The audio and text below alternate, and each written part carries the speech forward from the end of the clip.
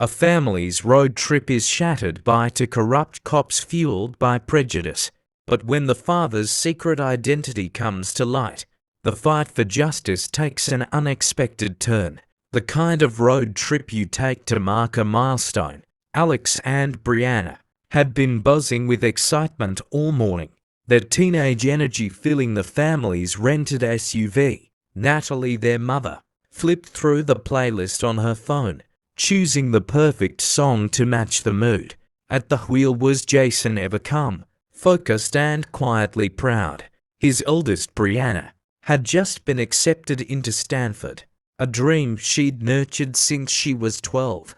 The plan: a leisurely drive from Austin, Texas to Santa Fe, New Mexico to celebrate with family and friends. Jason, a man in his mid-40s with a steady presence, was the kind of father who believed in making every moment count. His job required him to be secretive. His family only knew he worked for the government in some capacity, but today he was just dad, a man taking a much-deserved break to enjoy his daughter's success. The SUV hummed along the winding back roads of New Mexico. Jason had insisted on taking a detour to soak in the scenic beauty of the countryside, promising his family they'd be in Santa Fe by dinner. He wasn't wrong. The golden desert stretched out like a postcard dotted with mesas that seemed to rise straight out of the earth. The air was light, and for a moment, everything felt just right. But then, as they passed through a small town, a place they hadn't planned to stop, the energy in the car shifted.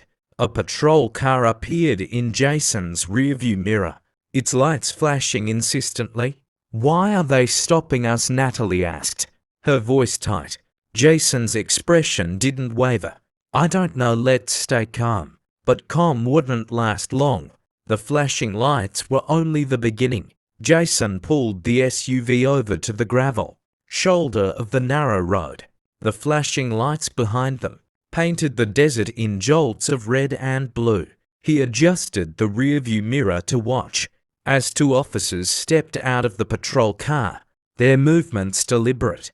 One of them placed a hand on his belt, where his gun was holstered, a gesture that wasn't lost on anyone in the car. "Kids, stay quiet," Jason said softly, his voice calm but firm. He reached for his wallet, keeping his movements slow and deliberate.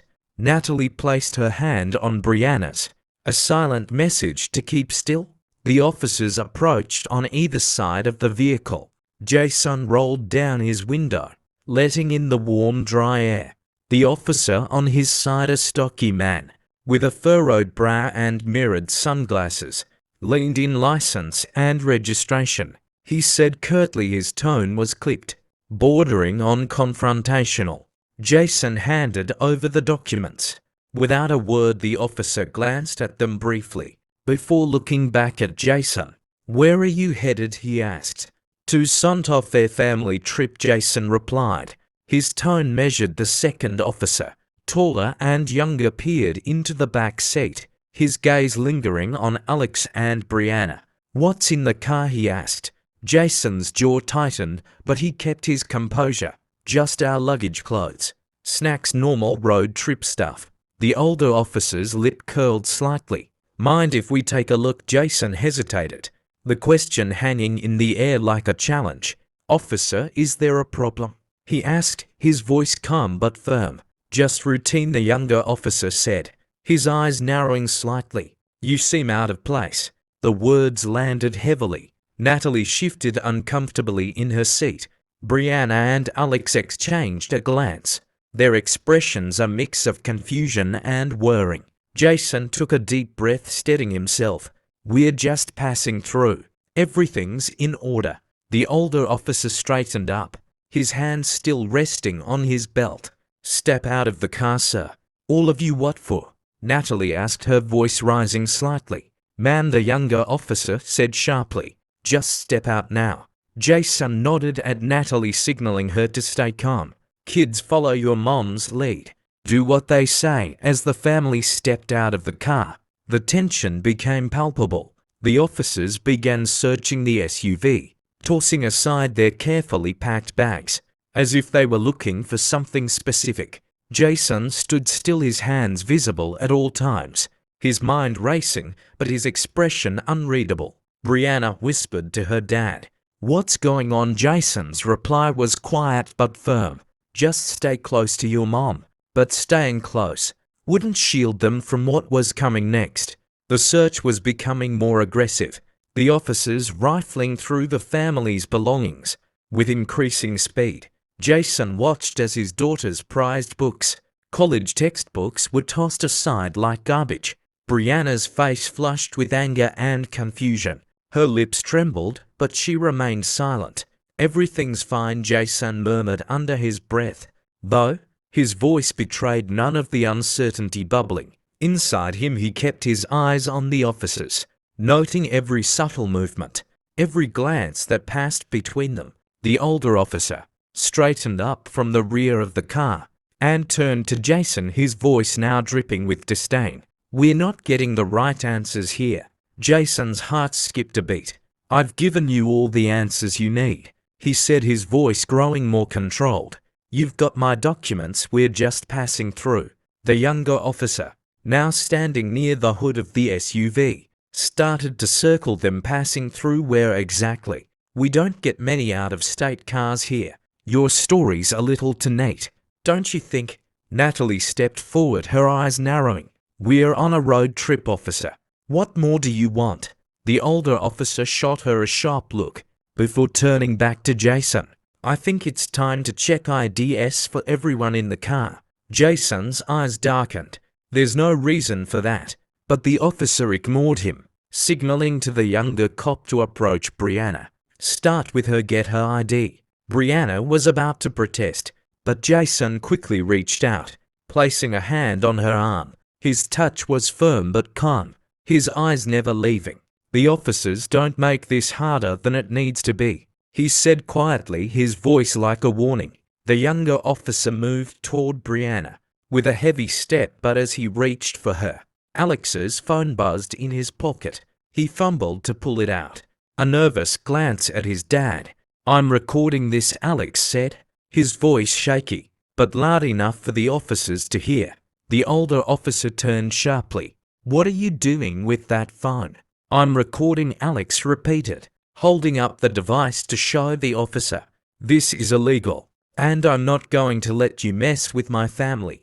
Jason's heart sank, but he didn't stop Alex. If this was going to escalate, he wanted every second of it on tape. His son was right, it wasn't just about them anymore.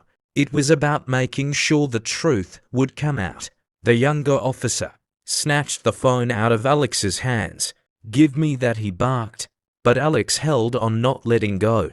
"Give it back," Alex shouted, his voice shaking with a mix of fear and defiance. The older officer stepped forward, pulling Alex roughly away from the younger officer. "You should have kept quiet, kid," he growled, his hands tightening around Alex's wrist. Jason's calm demeanor slipped. "Let him go." Without warning, the younger officer yanked Alex's phone away, and the device cracked against the concrete. Jason could see the frustration building in both officers, their faces flushed with anger. But it wasn't just anger, it was something deeper. It was hate, and it was all too familiar. "Now look what you've done," Jason said, his voice firm. "You've broken his phone."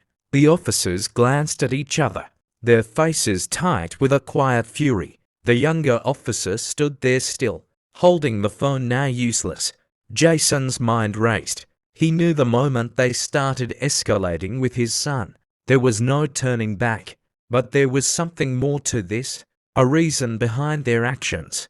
This wasn't just about a routine stop anymore. They didn't want answers, they wanted control. "Look," Jason said, raising his voice for the first time, "we're not criminals. We're a family trying to celebrate a major achievement. Why are you doing this?" But his words fell on deaf ears. The officers were focused only on one thing now, getting their hands on everyone, ensuring they could escalate this however they wanted.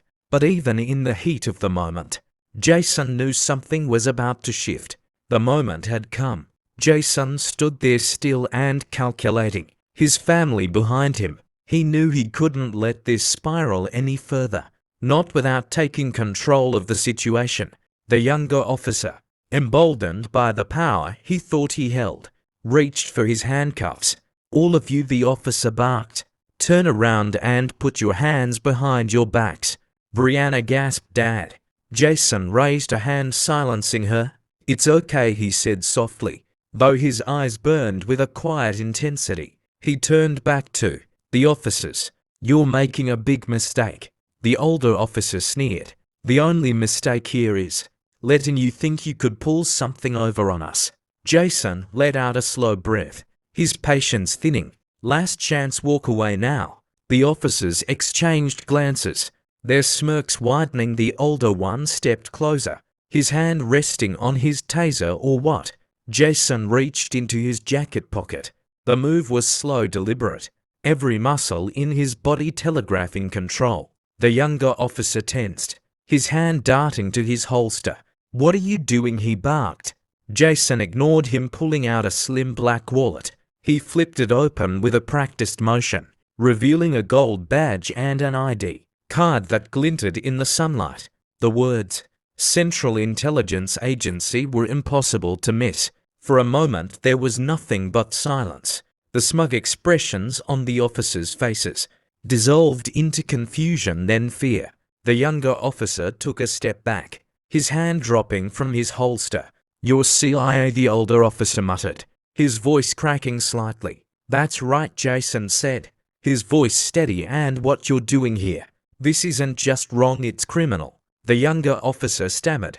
"We didn't know." Jason cut him off. "You didn't care, that's the problem. You saw my family and you made assumptions. You thought you could get away with this."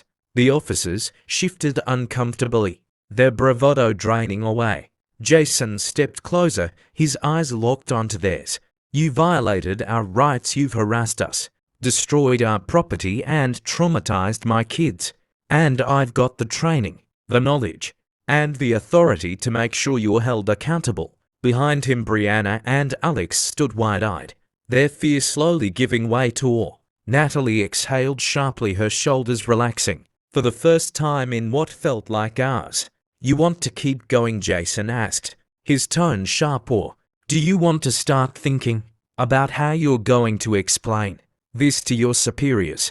The older officer swallowed hard, his eyes darting to the badge again. "We didn't mean to." Jason didn't let him finish. "Save it, this isn't over."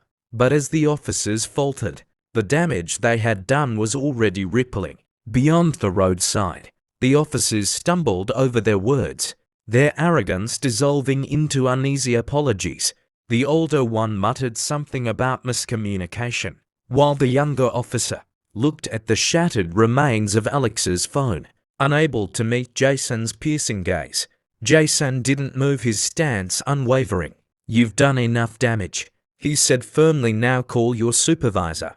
The officers hesitated, glancing at each other. Jason's voice rose slightly. "Commanding authority," I said. "Call your supervisor now." The younger officer fumbled with his radio, his hands trembling. A crackling voice on the other end confirmed that their sergeant would be on site within minutes. Meanwhile, passing cars began to slow, drivers craning their necks to take in the scene. The weight of public scrutiny was setting in. Brianna tugged at her dad's sleeve. "Is this really happening?" she whispered. Jason's eyes softened for a moment as he looked at his daughter. "It shouldn't be, but we're going to make sure it doesn't happen again." Within minutes, a black SUV pulled up and a sergeant stepped out. His expression hardened as he approached the scene, taking in the disarray, the wrecked luggage, Alex's shattered phone, the tension thick in the air. "What's going on here?" he demanded, his tone sharp. Jason stepped forward, his CIA badge still visible. "You've got a problem with your officers, Sergeant," he said, his voice steady but cold. "They racially profiled my family, harassed us, destroyed our property, and escalated a situation that should never have happened." The sergeant's face tightened as he turned to the officers. "Is this true?" Neither officer answered. The younger one shifted uncomfortably, while the older officer stared at the ground, his earlier bravado now entirely gone. The silence was damning. Jason didn't wait for them to respond. "I have a record of everything. My son was recording before they smashed his phone and we'll be recovering that footage. Your department will hear from me and so will my agency." The sergeant nodded grimly, then turned to his menu to back to the station now. He looked back at Jason. "Mr. Carter, I'll personally ensure this is investigated, and I'll make sure your family is compensated for the damage." Jason's expression didn't soften. "Compensation doesn't undo the trauma, but I expect accountability and transparency." The sergeant nodded again, his demeanor serious. "Understood." As the officers slunk away, Jason turned back to his family. Natalie reached for his hand, squeezing it tightly. Alex picked up the pieces of his broken phone, his expression a mix of anger and relief. Brianna hugged her dad, burying her face in his chest. "We're okay," Jason said softly, holding his family close. "We're going to be okay." But for the people watching from their cars, the story was just beginning. And so was the reckoning. Word spread quickly. The incident became the talk of the small town, with whispers of what had happened reaching local diners, gas stations, and social media within hours. By the time Jason and his family reached their destination in Santa Fe, the video Alex had managed to recover from the phone's cloud backup had already gone viral. His shaky footage showing the officers rifling through their belongings and handcuffing his father was hard to watch but impossible to ignore. Natalie scrolled through the comments on her phone, that evening, her face a mixture of anger and hope. Strangers from across the country expressed outrage, sharing their own stories of profiling and unjust treatment. Others, however, defended the officers, claiming they were just doing their job.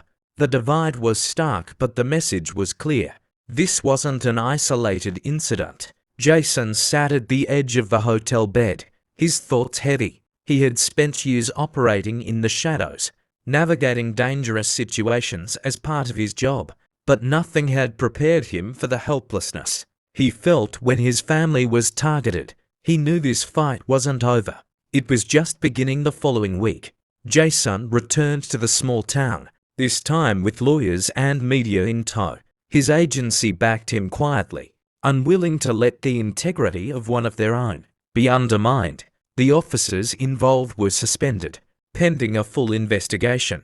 The sergeant, true to his word, issued a public apology on behalf of the department, acknowledging the misconduct and vowing systemic changes. But Jason didn't stop there. He pushed for broader accountability, meeting with civil rights groups and community leaders to address the deeper issues that incidents like these represented. His family's ordeal became a rallying cry for change, sparking protests and town hall meetings in communities far beyond the one where it all began. For Jason, the most powerful moment came when Alex stood up during a local news interview and spoke directly to the camera. "What happened to us wasn't just about my family," Alex said, his voice steady despite his young age. "It's about how people in power treat those they think are powerless. My dad showed them that they were wrong, and now we have to make sure this doesn't happen to anyone else." But even as the world began to take notice, Jason knew the hardest work was still ahead. Months later, as the dust began to settle, Jason sat with his family around the dinner table. The glow of their celebratory road trip had been overshadowed by the incident, but in its place something deeper had emerged: resilience, unity, and purpose. Brianna, now settling into her first semester at Stanford, had taken an active role in campus discussions about social justice. Alex, inspired by his father's composure and courage, had started a project documenting stories of people who had faced similar injustices. Natalie, ever the glue of the family, became a local advocate for police reform, organizing community workshops and speaking at events. As for Jason, he knew his fight wasn't over. His CIA work gave him a unique platform, and he used it to speak out against systemic racism in ways that others couldn't. But more than that, he remained what he had always been at his core, a father, fiercely protective of his family and their future. That evening, as they finished dinner, Brianna raised her glass of sparkling cider to us. She said, her voice steady and warm, "And to making the world better one step at a time." The family clinked their glasses together, their smiles faint but genuine. They knew the road ahead would be long and challenging. Jason and his family showed the world that courage in the face of injustice can spark change. But the fight is far from over. If you believe in standing up for what's right and pushing for a future where every voice is heard, don't stay silent. Share this story, subscribe, and join the movement for a better tomorrow. Because together, we're unstoppable.